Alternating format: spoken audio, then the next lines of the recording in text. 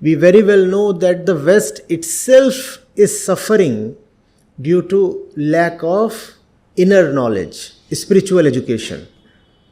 And because the West did not pay adequate attention to that aspect, they themselves have landed in a big mess.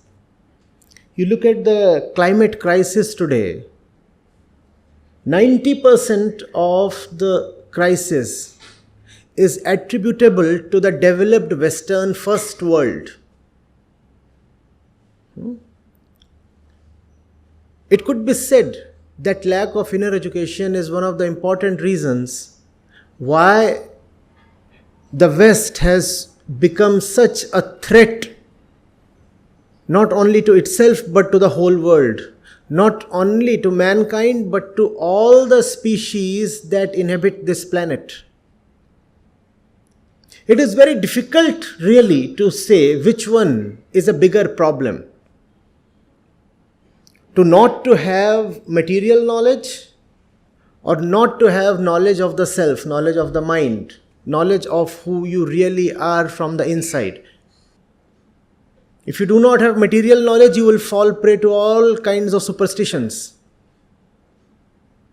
If you do not have inner knowledge, you will start considering yourself as the only thing that exists and matters, and that your body and everything that arises from the body, like thoughts and emotions, will be your masters then.